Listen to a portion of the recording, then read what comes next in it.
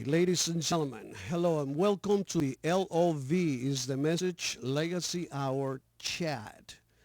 This segment was created, well, to get to know each other, to actually bring us together and hear from these pioneers, these incredible people who have paved the way to the new generation for all of us. They have so many stories to tell. They have a lot of wonderful things to say.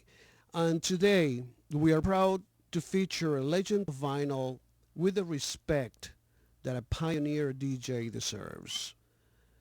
Joey Carvello, this native Bostonian, is one of the true game changers in record promotion and as a DJ and some executive and so many other things. And we're going to let Joey give us so much information. And I would like you to please, let's welcome a friend, a true pioneer, and a board of director of the Legends of Vinyl, Mr. Joey Carvello. Joey, how are you? Hey, Luis. Thanks so much for having me. Appreciate it. It is wonderful to hear your voice, my friend, and I'm sure a lot of people will be tuning in. That we're just getting started. I know that there is so many things going on in the world as well as in somewhere in Florida. Something is taking off. Who's That going thing to? isn't What are launching. they Fuck going? that. That's not rocket ain't going nowhere. Stay right here. The Joe got you. That thing is going to try again in a couple of days. That's it. Absolutely. Well, we got people here saying hello from Italy. But God bless America for this. This is a wonderful, wonderful thing. Being a baby boomer and seeing Alan Shepard go up first and Man Land on the Moon. It's great, wonderful, especially for what's going through the country right now to have this kind of God bless America type of moment. It's only a moment here, but maybe it will just be a distraction for a moment, okay? That's wonderful, Joey. We have a few friends of ours. Sue Bell is on right now. Michael Examen Jacobs. Antonio Circo Spat from Italy saying hello. Hey. So quite a few people are already getting together. So, what we want to do, Joey, is just bring some memories back and some of the stories that I know you are excellent in telling stories and you have so many things to say. We got Bob Miro on the line right now as well. Is there a lot of people getting together right now? So I want you to take us back to the early days as a Bostonian. Boston was so instrumental. It's so important in this industry because of the talent. The talent that came out of Boston, my God, is just phenomenal. And yes, if a lot of things were going on in New York City, but Boston was just right there. We had some, DJs up there that were pretty amazing. I think you got a list of names to bring up, I'm going to, because in 2017 we went over there, but we're going to touch that in a little bit because I want to hear from you in the early days. And I know that we can talk about the 50s and the 60s and the 70s and all of that. But give me an idea of what made Joey Carvello get in the business. Who was the motivator? Who was the person who got Joey started? How I became a DJ was basically because I needed a job. I mean, I was sleeping on my friend Kyle and Frankie's couch up on Carmet in Boston, and I was, going nowhere. We were getting into shenanigans and doing this and doing that, and I needed a job. And it was one thing for about a year in 1973. For that entire year, we discovered and found a place called Zelda's on the other side of the Charles River. We were in Cambridge, East Cambridge, and the three of us went across the bridge and went to a club called Zelda's, and it was called the Discotheque. And we didn't know what that was. There was no internet. We couldn't look it up. what's a discotheque? And then we talked to a couple of friends in North End. You see, I love this place. The women are beautiful. Right. You know, it's everybody dresses up. They play all this kind of R&B and soul music. And I said, bingo, that place is for me. Right. You know, I didn't deal with that many outlets, you know, for R&B music that were in the comfort zone for a white kid from East Cambridge. You know, I mean, I got to hide my Four Tops, my Temptation records. My friends, Wow. they beat me up because I was into black music. I can't even tell you what they used to call me, you know? Oh, boy. But anyway, I heard about this place that plays soul music, so we got dressed up, and we went, and it was a velvet rope. I never saw that before. Right. And went in and paid there was like a $2 cover charge. It was a Wednesday night, I remember that. Now, understand, I didn't have that many outlets for soul music. It was the radio. We had an R&B station in Boston called L.O.V. that was sunrise to sunset. But, you know, I listened to that in my car. My friends would beat me up because of that, too. So it was a very limited hour to absorb this kind of music. So I knew the hits, you know. I knew the Temps. I knew the Supremes. I knew James Brown. I knew those. My God. But when I walked into that room, the song that was on this sound system, which was good for that back then, it was like, oh, my God, the sound was So Makosa by Mano Dibango. Oh, yeah. Well, let me tell you something. Now, there's a kid who loves this kind of music, never heard this before, all these, I remember all and this song, and my knees literally almost buckled. I was like, oh, my God, what the fuck is this? My intent going into this place was always what it was always was, I wanted to pick up some chicks. I wanted to do a few lines, have my drinks, and go pick up some girls, you know? Right. I didn't know about the hustle. I didn't know about dancing. I didn't know anything about that stuff. I walked into this room, so Makosa was playing. And then I looked around and I saw these beautiful people. Right. Oh, my God. And then another song came on. It was like, oh, my God, what is this? Look me up by Blue Magic. Oh, my God. And I just Doing It to Death by James Brown. Right. And it just got me and grabbed me and took me in. And then I went to the source, the Deejay, and I looked over and see two turntables and a mixer and headphones. What's this guy doing? And I just watched. And he went from one record to another. I was like, oh, my God, that's pretty cool. His name was Andrew, DJ Andrew, first DJ I ever met. Okay. And for that year, I started collecting disco. It wasn't even called disco then, discotheque. I was collecting those kind of records, Right. soul dance records, Right. you know, all the Whispers and the Intruders and all that stuff, you know, and I collected. So I had a collection of that, and I needed a job. Okay, my friend picks up a newspaper and he says, "Hey, they're taking DJ auditions at a club called Yesterdays in Kenmore Square." Wow. He says, "You need to go audition." I don't know how to play a record. He goes, "You watch all day long. You sit by the fucking booth all night. You know what I mean? You never get laid. You're always at the fucking booth. You got all the records. All they do is play those fucking things." He says, "You need to be a DJ." That was my friend Carl Lupo, my best friend in life. Right. That's my guy. Right. You know, and so I went. I got a bunch of records together. I got dressed up, and I met the manager of the club. His name was Ralph Melgar. And Ralph Melgar said, "Well, give me a list of records that you would play." Now, I understand all the other guys that were there, everybody was dressed like me. Everybody looked like the Joe. I was a handsome kid back then, you know. I looked cool. I had I had the whole thing going on, and I wrote down a bunch of records for him. And then I was like, everybody's writing down the same records. I made up some things because I knew about a thing called an import. I learned about that. Exactly. Records that went up in the United States, very few copies got here. But the DJ Andrew, he always had imports. You know what I mean? Before they came out in the States. So I wrote that, and so the guy said, the manager said to me, "Oh, that's great. These are all great songs. We play all these here." He says, "You can't play any N-word music." That's what he told me. He says, "You can't, because the only person who plays some James Brown, that's it." You know what I mean? Okay. But maybe one, two a night. I said, "Okay, not a problem." He goes, "What are these other records?" I don't know. I said, "Oh, those are imports." He goes, "Oh, that's great. Imports are great. Blah, blah, blah, blah, bing." So they gave me an audition time. I called up all my friends. I said, "No matter what the fuck I do, just get down here, hang out, party, spend money, and dance." That's it. And at that time, when I first started going to disco, there were 3 of us in a circle. And over the course of that year of 1973, we made it a pretty big circle of friends, 15 to 20 guys, girls that we all hung out together, Right. and we went to this spot and that spot and this spot, and we were very good friends. Call them all. They all showed up. I played, went crazy. More people they had on a Wednesday night than they had in the past 2 months. I got the job. $15 a night and 2 drinks. Wow. And that was in August. That was August 10th, 1974. No constant cue. It was Rusco turntables, a booth it was a small booth I had to step into and sit on a chair on wheels. Okay? Rusco turntables, 33, 45, 78.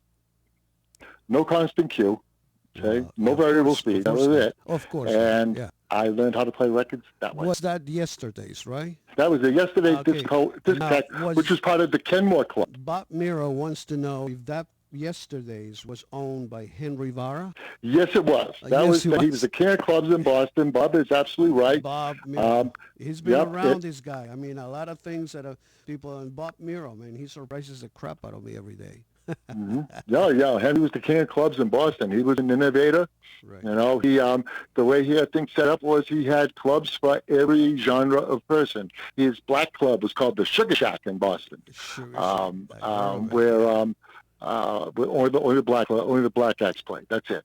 And then he had a club which was part of the complex where Yesterday's was. It was called at that time. It was called Lucifer's, and Lucifer's was a wise guy gangster Italian club, and they had acts. It would be like the Happenings, the Four Seasons, those type that shows the classic 4.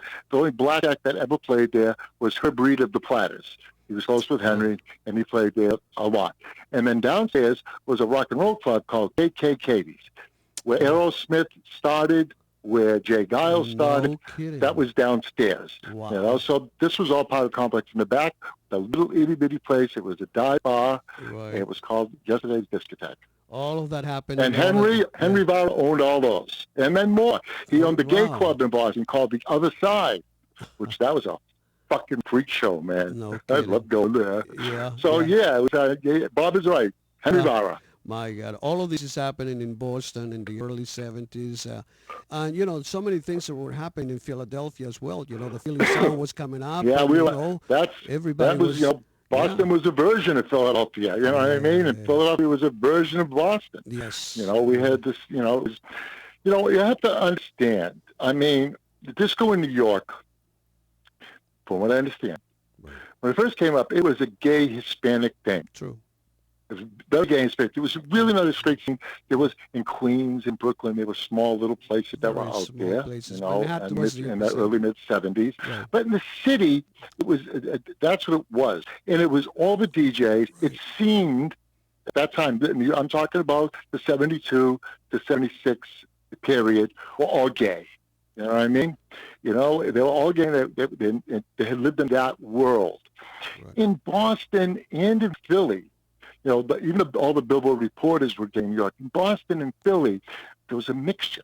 Right. There were gay jocks and straight jocks that were in the key clubs.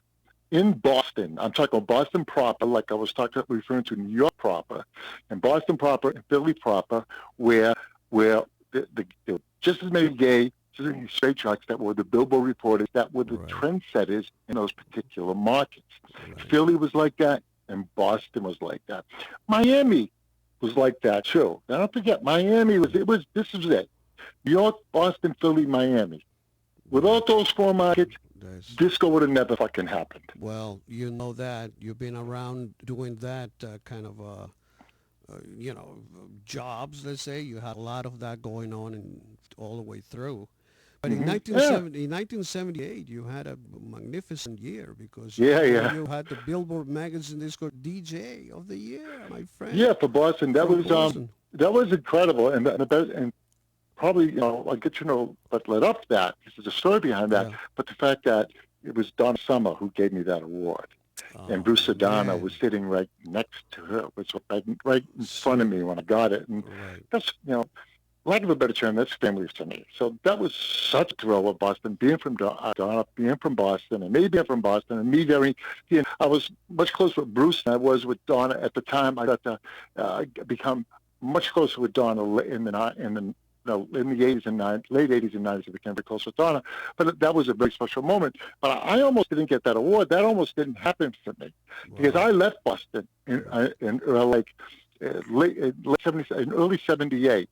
I left Boston. I was just completely discouraged. I didn't feel like I was going anywhere. DJs were jumping over me. I was not getting the big gigs I thought I deserved. I wasn't getting the looks. And I kind of said, something. And I was just living a fast life. And you know what I mean? I was fast. Like, I needed a break, so I went to Waterville, Maine. I just opened a club in Waterville, Maine called Cecil B's. Wow. The short version of that was, thank God, within 3 months, the police escorted me and my partners, Carl Lupo was one of them, escorted us to the city limits and told us to never come back. I went back to Boston, got a huge gig in a wonderful club called Cachet. My look got huge, and I got the award.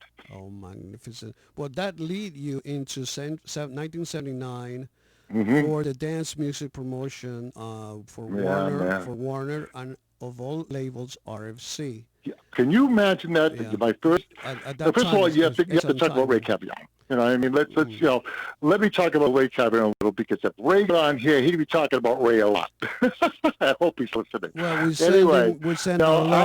we all had our favorite promotion guys when we were Billboard reporters. Reporting the disco files with Vince Aletti, which was huge, and the Billboard. I believe Star Awning was running it at that time. Anyway, we were talking about. Where would I, Luis? Help me out. RFC, Ray Caviano. Oh, yes, RFC. Okay, so Ray, help me out here. Ray. It's something a little here, okay? Yeah, I know. So Ray Caviano was one of my favorite promotion people. I had a lot of favorite promotion people, but I was particularly fond of Ray. I liked his style, and he treated everybody the same, the gay, straight jocks, the black jocks, he treated everybody the same. Really the same with Ray. Ray was great. He was a lot of fun.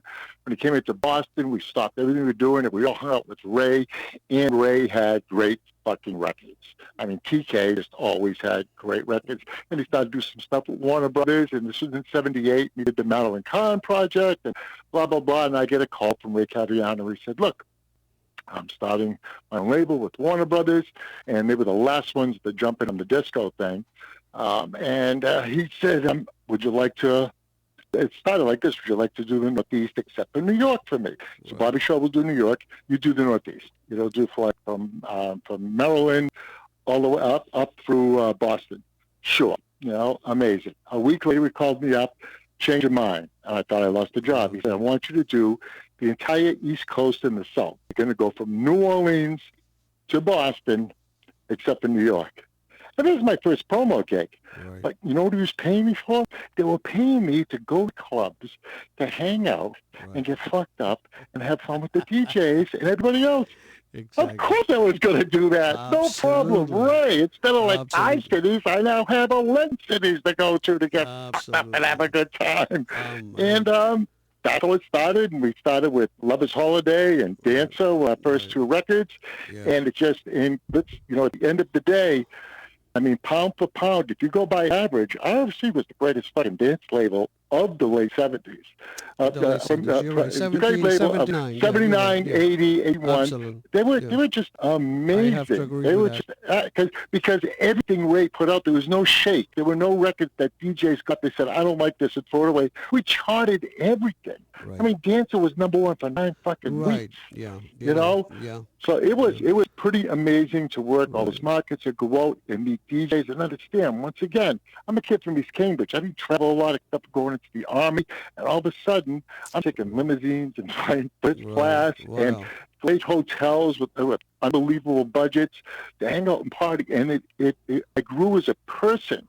Because I saw a lot of crazy shit that was out there, a lot of injustice too, a lot of crazy shit, and it really attuned me to lifestyles where I am about peoples. When I grew up, they were taboo, and I got to understand and learn and become part of certain clicks, and it was like, oh my God, I grew as a person too. I mean, it was great to launch my career, but it changed me as a person also. That's so wonderful. I mean, that's what disco is about, isn't it, Luis? It's about all of us hanging out together, black, white, gay, straight, Hispanic. Absolutely. Who gives a fuck at the end of the day? Let's dance. That's the truth, and that's how I always think about it, because when I started back in the late 60s, early 70s, nobody was you're focused. Fucking older than me, aren't you? Good. A little bit, yeah.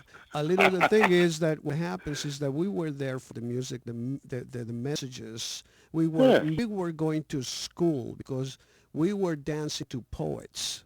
We were dancing to these wonderful people who were giving us the messages and educating us in everything. We didn't care who was next to us.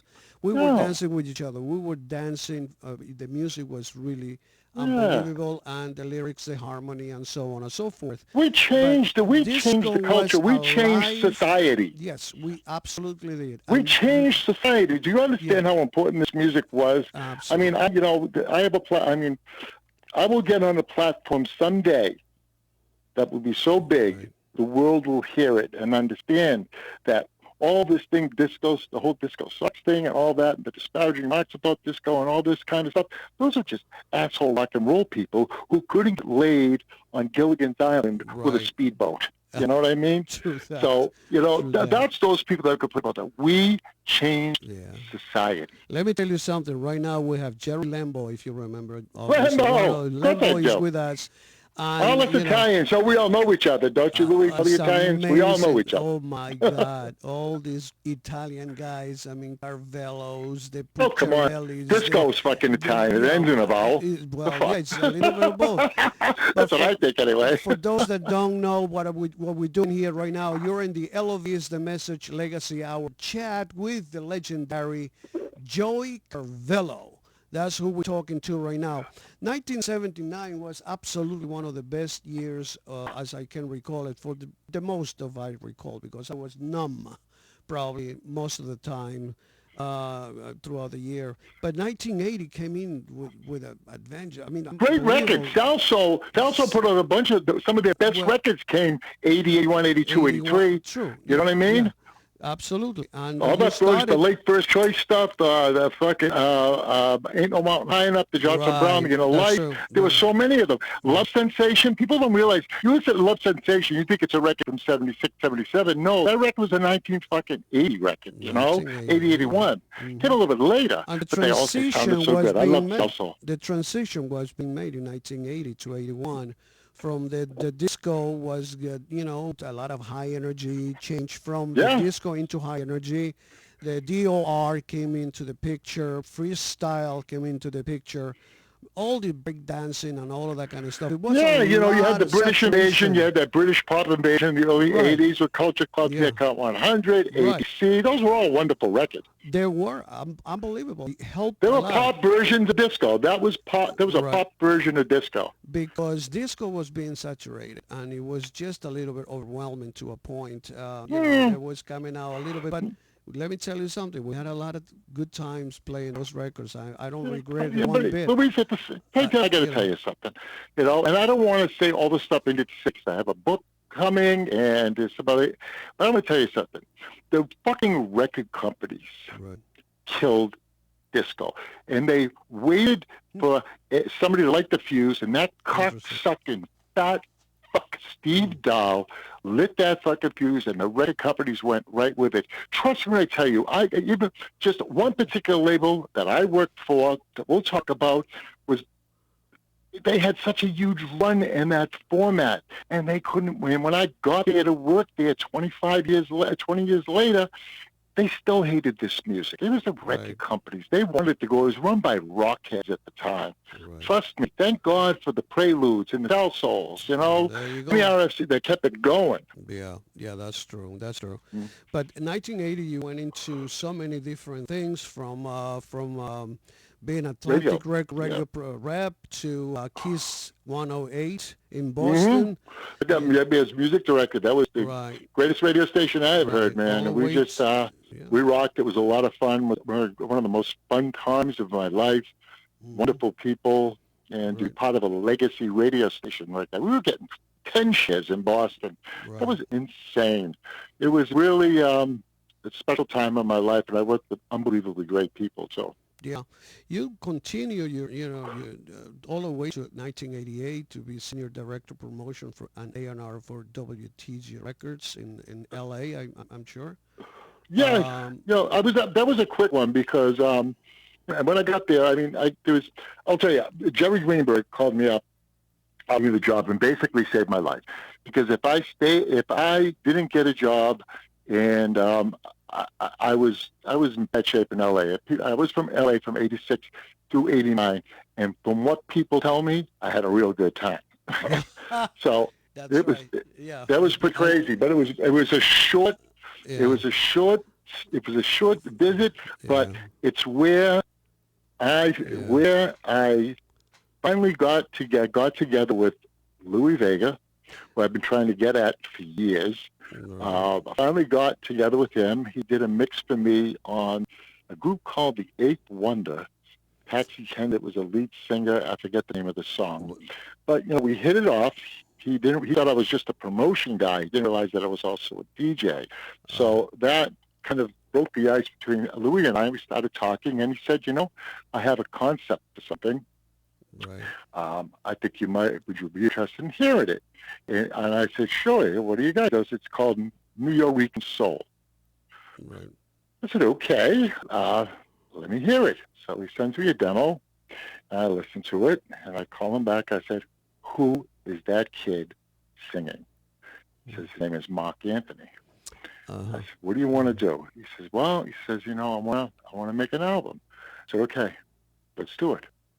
Like you do it. You want to do full orchestration. I said, whatever you want to do, let's do it. So I went to Jerry Greenberg with it, and Jerry was excited. He was Tommy Mottola, and at that time, Bud Morris calls me up, invites me to New York to run the show at Atlantic Dance Music. It's a chance to get out of L.A., and Atlantic Records was always my favorite label. So I said yes. And Tommy Mottola blinked on the Louis deal, hemmed and hawed. There you go. I got to New York, the deal wasn't done, Right. and that's how it started. I brought it to Atlantic. Little Louis and Mark Anthony. I have to give him a lot of respect. Little Louis, for years and years from IDRC when he used to be there. He was Jelly Bean's record kid. Well, you know what I mean? He used to give me the records from behind the counter. I used to come and pick up the product, and he would used to give me the records. And what a talented young man. And to this day, he's proven to everybody. And not that he needs. He's the greatest. He's a great guy. And I was lucky, right? Yeah. I delivered Louis and Mark. I gave them their first number one record. And Jelly Bean is another. It was a big deal too, man. We gave him a lot of fucking money. Absolutely. I get to go in the studio with Tito Puente. Right. Hey, Palmieri. Yeah. Yes. Right. I got Barbieri. I was in the studio with those guys with Louis. I'm like, oh my, and I knew what I was in with because I had played a lot of salsa music when I was in Boston. Actually, one night I played in Boston, so I understood it. I got it. Didn't live the lifestyle, but I understand the passion and what it was, and I knew who those guys were. I was like, holy shit. Yeah. It was like, it was amazing. It was an amazing project. Then you also work with Robin S. And I came. Robin since back in the day. I mean, did you? I was together. I was good friends. What happened was during the course of my time, I had a lot of number one. I had like 15, 16 number one records with Atlantic. I signed a lot of records, and I had hits. Right. I had the Bingo Boys How to Dance that went gold. And Vogue. So I mean, I had some great records. Lazy. I mean, Pulse. But what happened was I was close with a guy who owned Champion Records in London, and I met Mel years ago when I worked at Critique, and he sent me there. He sent me Rod and Show Me Love, and I listened to it, and I was like, oh my fucking God. So I went into Craig. And I won't get into details, but I had to do a little bit of legwork to get the deal done. But Craig finally folded, and he had no choice. What I did behind the scenes, he had no choice but to let me sign the record. and I did. And again, I don't want to get into all the details of how it happened or how it almost didn't happen. That record almost never saw the light of day. Wow. But we dug in, the dance music department dug in. I brought some people in behind the scenes with me, and at that time, there was no BDS, there was no sound scan, there was no way to truly track what radio was playing unless you were in that market, or you had somebody listen to the radio 24/7 at every radio station in the country. They did it was playlists, and the guys would tell you I'm playing it 40 times a week. Maybe they were, maybe they weren't.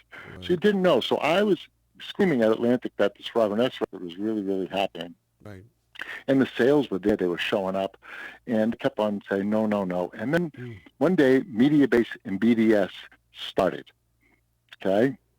The next day when we ran BDS and Media Base, the number one most played record at radio at Atlantic, and they didn't even know they had it, was Robin S. And the number one 12-inch selling 12-inch in the entire country was Robin S. Show Me Love. Forced their hands. I still say they didn't bring it home the way they should have, but we did pretty damn good with that. That was over 17 million views on YouTube, 13 million units worldwide. It was an important record. Right, right. Absolutely. Now, you're moving on to 1997 with Snoop Dogg, Ice Cube, Pitbull. Can you imagine that? How about this? Here's Disco Joe. All of a sudden, here I am in the gangster rap business. Right. How the fuck did that happen, right? Yeah, really. I mean, my friend, I have my friend Johnny Capola, who was working Priority, gave me a call. He said, look, they're looking for another guy in New York. You interested? Blah, blah, blah. I did. Got into it. And I took the job, and then what the fuck do I do now? First thing that I did was, especially with all the artists, working with Snoop and Ice Cube and Master P, the list goes on and on, right. Shaka, R.I.P., I never professed to understand anything about it. The lifestyle. I didn't know the handshakes, the hoody hays, the heebies. I didn't know nothing. You know what I mean? All I told those artists was, and they were all skeptical about me, especially Cube. Cube just was not into me. Yeah. And I would just tell you, I will give you airplay where you never got airplay before. And I did promotions with them that were never, ever done for them before, especially in New York. I mean, Snoop and Cube had never really been to New York. I mean, Gin and Juice got played in New York, but Snoop was never on the radio. It never came to Hot 97. Neither did Cube. I convinced them, and this was right after the whole East Coast West Coast battle, that the Source Awards.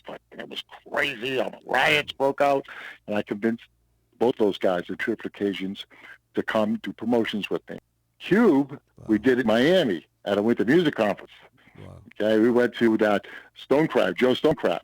And we had, 150 people. And that's when Cube liked me. He started to like me after that. He saw the results. And Snoop, we did stuff. The shit I did with Snoop was amazing. And the reason why we got along so well is because his mom loved disco. And he used to drink 40s and smoke weed with his mom, listening to disco records.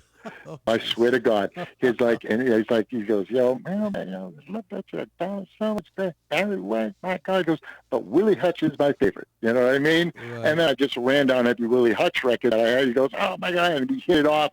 And every time I've seen him since then, it's always been, Joey Carvello, what you got for me today? Any CDs? I used to burn CDs and all the disco stuff and send it to him, or I'd give it to him when I would see him. We went out on the road a lot, Snoop and I. You know? Yeah. And he's disco soul, Snoop, no doubt about it. So yeah, Priority was an amazing thing, and another transition, another thing that changed me as a person working in the hip-hop world, because it was a world I had never, ever. I knew about it. I knew people who were in it. I knew who the artists were. I never thought that I would get in it and make a difference inside that world. Joey, who else was in those days in the same frame of mind as you were, as people that we knew from back in the 70s, doing the transitions into all of that, the new genre? The truth? Yeah. Nobody.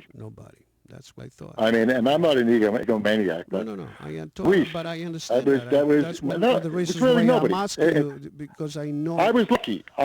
I was lucky. I think I'm more open-minded. I was more confident. I had a lot of confidence in myself. I, out of all those guys in the dance music business, nobody had more radio relationships than I did. I had more radio relationships than pop departments did. But I always shared my relationships with everybody else. Right. You know, no matter who it was. If Martha Reynolds from the dead, if she needed a little bit of help, okay, no problem. Kelly Schweisberg, God bless her soul, I loved her so much. She was such a dear friend. We didn't get along together in the beginning, but I liked your style, and I helped her out with Black Box. You know what I mean? Right. Barry G over Strictly Rhythm. I made sure I helped her out. I would always I never held my relationships to myself. I always shared them, because I always said, and I said at the convention, we have to take care of our own business. Dance music people cannot depend on anybody in their pop departments or their urban departments to help them. You got to do it yourself, and you need to get to radio, because that's the key. Yes. And I shared those ways because I knew there were power in numbers, and there were more people out there that were doing what I was doing. Nobody did it better, and nobody had more success. There was power in numbers. And then all of a sudden, those dance music departments didn't become dance music departments. They went from dance music departments to crossover radio departments. That's what I did. I'm so proud of that. Absolutely. You should be. You should be, because we all are, that you absolutely continue. To this day, you haven't stopped, my friend. Yeah, no, man. Fuck that. Going full speed ahead. We're 100% behind you. I mean, what can I tell you? You're making everybody proud. Let me ask you something. What message do you have to the new generation, for the new generation, the DJs, or just anybody who likes music and would like to start doing what you've been doing for so long? Okay. Here's I know you and I talked about some of the questions you were going to ask me, and this is the one question where this is a real tough one. I want to tell you why. The record business, the music business, the romance is gone. The loyalty is gone. I love that. The places where you could go to hang out with other artists and compare notes and collaborate, like Sigma Sound, people would hang out. Studio A and Motown would hang out. Back in the 60s, it was Laurel Canyon, with Crosby, Stills, Nash and Young, and all those guys. They all, all hung out together, with the other acts, with Jim Morrison and Hendrix, and they all hung out in that Laurel, and they were able to work together and be creative and make amazing songs. That's the music business that I can give you anybody advice on, but that business is gone now. So the business, what you have to do today is you have to be more in tune with. It used to be all about, it was radio, just radio in the clubs, because the clubs are breaking records. That's not happening anymore.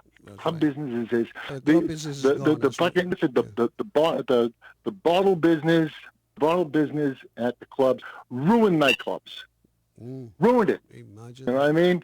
Wow. The music, EDM, and the influx of these 90s kids that never had that romance in the music business. It dissipated in 1996, 1997. It started to slow down. By the time 2005 came around, it was done. It's just so tough for me to give somebody advice, except for you got to pay attention to social media. And you have to be in tune with that. I've had to make adjustments. There's a reason why I didn't stay within the record company system after 2005, and I went independent. It wasn't for me. It wasn't fun anymore. There was no romance. They were radio. I couldn't do crazy promotions at radio. I couldn't get on a plane and go and stand on somebody's fucking desk and say, you got to play this fucking record. It's me. I mean, how many times have I been wrong? What the fuck you want? Let's go. Can't do that anymore, man.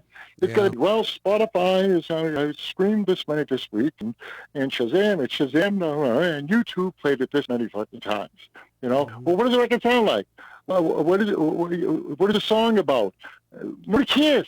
They don't care about the social media end of it. They always want to be right. And there's no locality at radio anymore. It's all programmed from the top, and it trickles down. There aren't that many radio stations around like that. My son wants to go into radio. We're lucky. You know, Right. my wife Ellen, she Yes. consults several radio stations, and Samson is interned at several of those stations that are really good radio stations that aren't part of the big chains.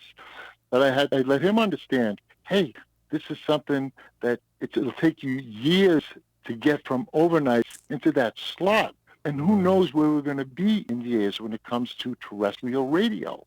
We Wow. don't know where we're going to be. Mind I blowing. know where I'd like. I know that Yeah. we need to bring the locality. Our best friends are on the radio. Everybody's listening to if it's on right now.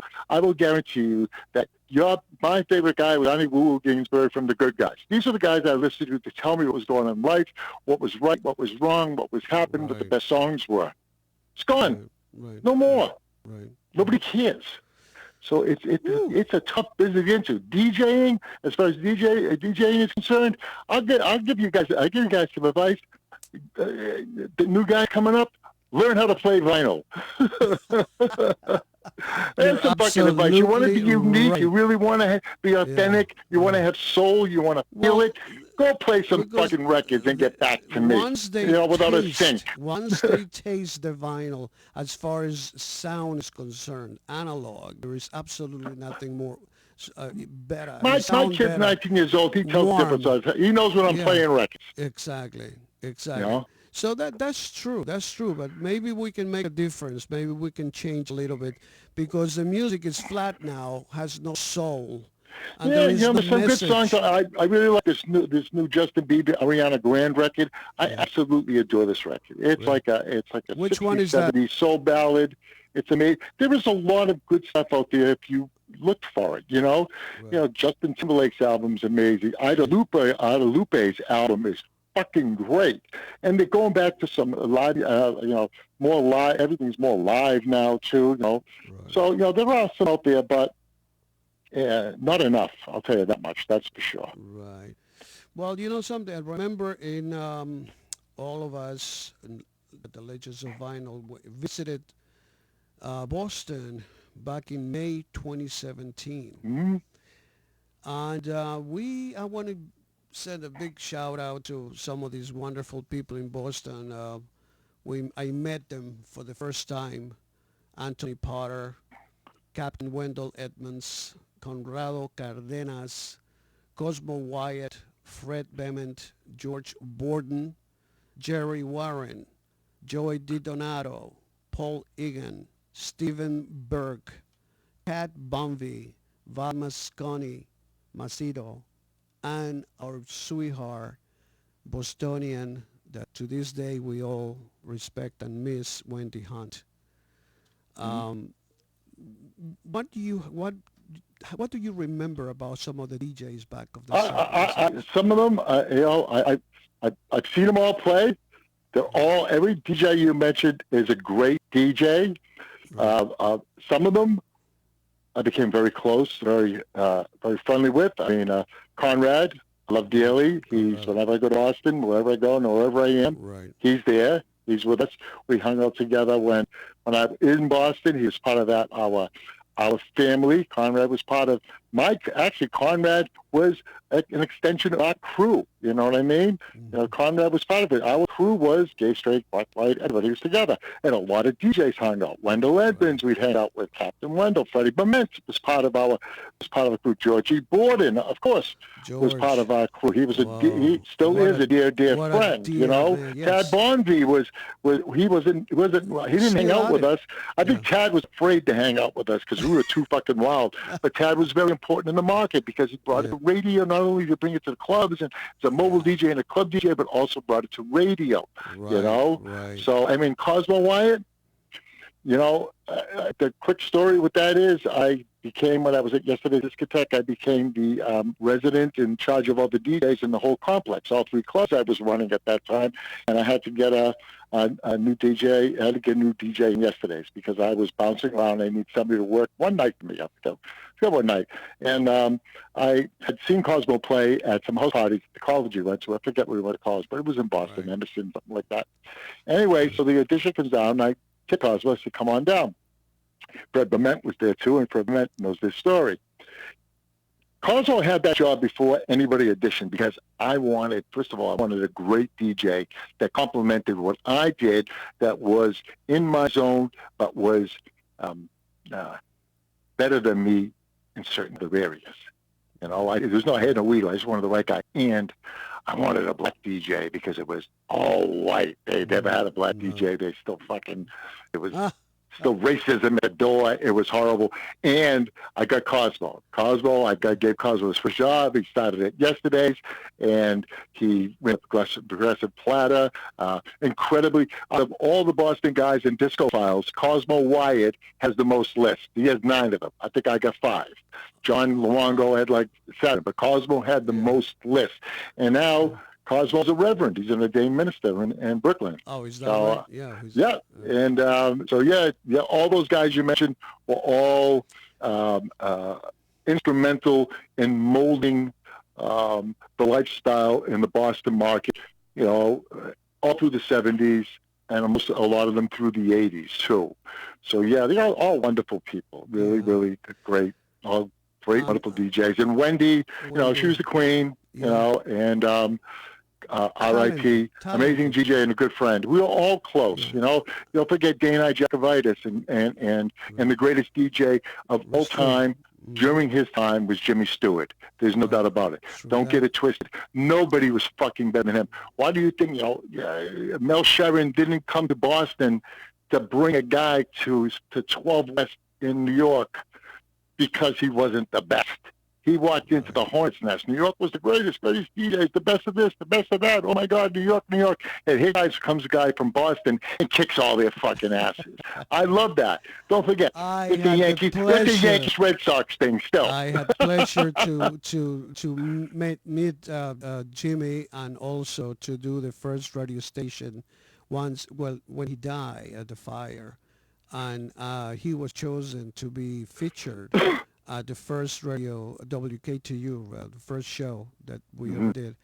And Jimmy was there, and we chose one of his sets, magnificent. And I was there, 12 West, many times. I thank God I got to see him. I got to see him play. I got to go see him play there, and I went there for his memorial, too. Right. I only saw him once at 12 West, but I saw him at 1270. I saw him up close and intimate, and he was fucking ferocious. What he was doing with straight speed turntables was amazing. You guys, the blends, I don't know how the hell he held them. How a lot of drummers are? The beat changes, and this guy was just ridiculous. And Dana was ridiculous too, Joey, but Jimmy was different than Dana. Jimmy was just this sweet, wonderful guy who was there to help everybody. Joey, he's the guy who actually saw using the reel-to-reel, and he reversed. And then when the line, so in other words, you used to get the echo, Remember that? He would do the reverb. He would keep the two copies and keep a half a second in between. I was standing right on the side of the DJ booth, which was all the way up there, high up there in the club. And I saw this. I mean, this guy just give it a little touch on that knob, and that fucking thing just all of a sudden you got an echo. You got that reverb. We didn't have any tools back then. That's all we did. Bro, then Luis. Then you saw it. Yes. What if that guy lived? Oh my fucking God. Yes, true that. God bless his soul. He's such a sweet man. Yes, he was a very gentle man. Did you know that he was an engineer. He was a genius, He graduated from MIT with honors. No, I never knew. He was a physicist or something. I don't think people knew that either. No, He's an MIT graduate. I never knew. And became a disco DJ. How beautiful is that? But what a talent, incredible talent. And we were blessed that we heard them, in their prime. And we miss them, but we still have their memories, Yeah. And listen, I'm not saying that. Roy Dode and all those guys. Tony Smith is still fucking the greatest of all time. Tony's still fucking absolutely ridiculous. Yeah. And Jelly Bean in New York was amazing. New York was great. But we always had this hard on in Boston. We always wanted to just do a little bit better and make a little bit more impact, Yeah, man. And there were times that we did. I really believe that, especially when we teamed up with Philly. There you go. Well, anybody in Philadelphia you want to say hey to? Oh my God, Frankie Cicino, right off the bat, and his beautiful Talking wife about Valerie who? Knight, and Who? Valerie Knight. You know, his wife Valerie was way too fucking good for Is him. first You know, generation DJs, both of them. yeah, Glenn Valerie, Colina. Oh, Glenn Frankie Kalina, was. You know, yes. let me tell you about being a Yeah, DJ. yeah, Frankie was fucking good, man. yeah. He's still good. He's still DJ. But I remember Yes. I went to Philly a lot. I went to Philly so much that I got promotion man of the year in Philadelphia, dance music promotion of the year in Philadelphia, from the Pocono Record Pool, and I didn't even live in Philly.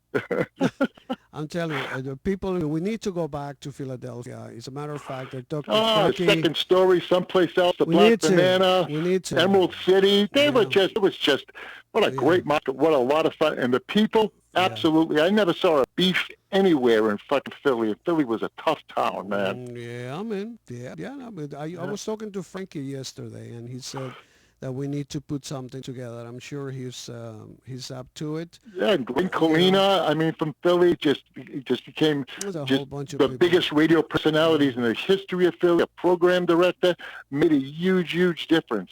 Bunch Sure of guys. I'm did. sure I'm forgetting a couple of guys, and I'm sorry if I do right now, but those two guys and a guy named Jerry Lembo and of course Bobby Pantano. Come on. Give me a Ah, fucking break.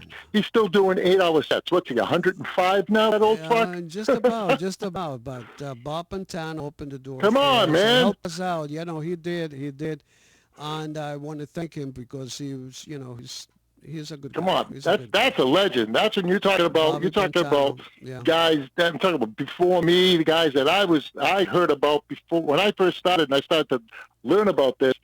Pantano was one of the first names, and Bo Crane. Pantano and Bo Now Crane. you're bringing the big Those names guns. came up constantly. Yes, yes. Ball Crane all over the place, all over the Come map. on, will you This guy please? is amazing. Yeah, What a everybody knows gentleman and a Ball. gentleman. Yes, he is. I don't care what anybody says. I think he's Yeah, a yeah, exactly. I don't give a fuck what anybody says. I like him. I like him too. But Joey, if you had a time machine, what year would you go back, if anything? What year is the best year for you to go back? Oh God. I think I like 1980, and I'll tell you why. Because I was DJing, I was hot as a fucking pistol, working in the hottest club in Boston. I was making good money. I was I was a music director at the #1 radio station in Boston at the time. Right. I had all my hair. Oh my, I I miss had that. all my hair, you know, I and it was miss just that. that was just a wonderful time in my life. You know what I mean? Especially Yeah, in Boston. yeah. I am incredibly happy now at this point in my life. I don't think I look back over the past maybe 10, 15 years, and I know there's so much bad shit going on out there. You Right, know what I mean? right, right, right. Minneapolis and Central Park with that girl and Yeah. the over 100,000 people who lost this pandemic. Mm. And I can't apologize for I don't do cartwheels down the hall, and I don't not to whistle while I walk down the street. I'm very, very happy internally. I'm very, very happy right now. I got a state gig. I work for Tommy Boy. I've been on retainer with Tommy Boy now for 9 months. Congratulations on that, I'm working with by the Tom way. Silverman, one of my Yes, oldest fans and yes, dearest friends, yeah. and Rosie Lopez. I mean, I got Rosie Lopez, my boss on one side, and my other boss, the redhead, on the other side. Yeah. Two Wow. incredibly strong women. I don't have a chance, bro. My God, you're in the middle You know, so sandwich. I'm very happy right now, and I love playing right now, and I love the state of the clubs. When I was, when we were playing, more and more vinyl spots were showing up. The Right. vinyl thing was getting hot. More younger kids were getting into it. The clubs, I felt this little club thing starting to happen. The outdoor gigs that we were doing in New Right. York with all I vinyl saw were all of that, and amazing. I'm down here in Amazing. Florida watching from afar. And I'm Yeah. climbing the walls, brother, because I wanted to be there. I'm from New York. What can I tell you? Yeah, But, well, you can come up anytime you want on a I Monday know. night. Check it out. Bowery, You come on Electric up and Bowery. listen. We'll do an Still doing L.O.V. it. night with Mobile Mondays. We're We'll get still everybody. doing it. Come on up. Place 45. Let's do that because I'm doing my 45s are right here next to me in my little sanctuary here. So I go off and I get my little fix my 45 fix, and you brought it back. You brought it back in big time, and we Oh thank you man, for that. I'm so. I We mean, thank you for those that. little ones, Yeah. are motherfuckers, man. You know Well, what I a mean? lot of people There's no don't realize it. foreplay. You Yeah. gotta get going. Get it going. You're Get right. it in. And You you know, it's a play it, challenge. you shift everything together, you put them all together. I love the Oh, I selections. appreciate I that. really I just had. do. When I I love ask doing you, it. yeah, when I ask you to do these Sundays that we all already we've been doing it for what 3 months now.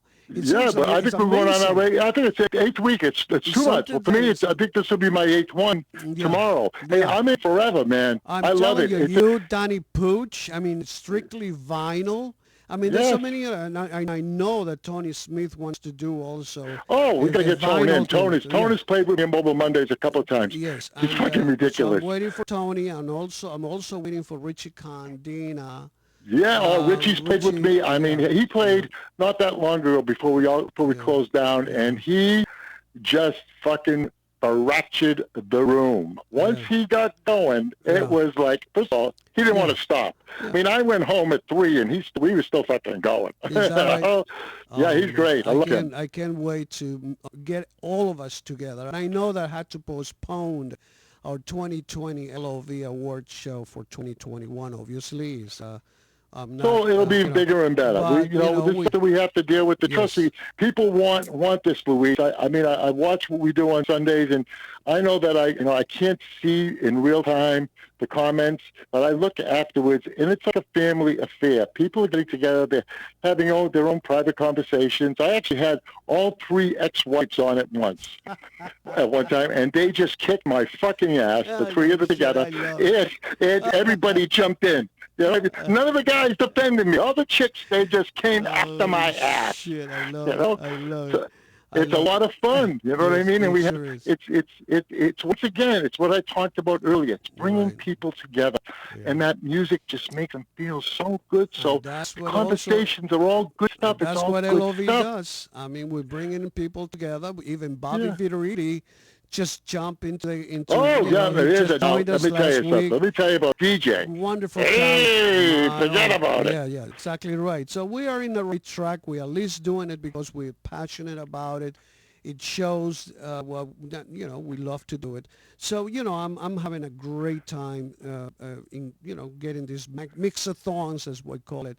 But these Yeah. interviews on Saturdays are pretty cool. I mean, I like to Well, I like to talk to you. it gives everybody a chance to Yeah. once again, like I said, get together, shoot shit, and I hope I enlightened the conversation we've just had. Hope I brought some things to light, and I hope Getting to people know had a each couple of other, laughs. And people follow you. People are loyal to what you do, and oh yeah, those so Boston it people. I is mean, amazing. Yeah, they so all put down their hula hoops it's about the to watch the respect that we Joe. have for the audience and the people that continue to follow and enjoy what we do, really. Hmm. And that's basically our ways to say thank you to all of you, everybody out there. So being a board of director, Joey, is to continue to be a wonderful thing for all of us. They're a wonderful group of people like Roy Yes. B, Bob Crane, I mean Jimmy Elias.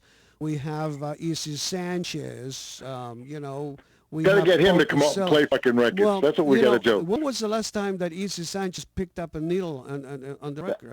It doesn't make a difference. It's like riding a bike. I forget who it was that had. Oh, you know who it was? It was Tony Smith. Tony Smith actually said, you got to play 45. He goes, oh, Joey, haven't played 45. And he didn't have any 45. So I said, okay, come to my house. And he came to my house and he went through stuff. And it was just like riding a bike. He played that one record, played the second record, and it was gone after that. You know what I mean?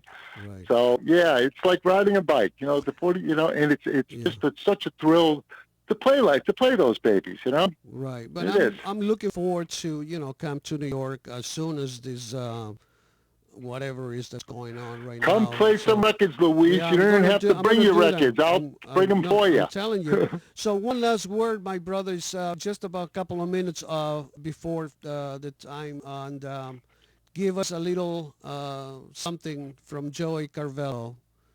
Tell the audience something. Well, I mean, what final words I have? I just, I just once again have to come around to the kind of people who we are.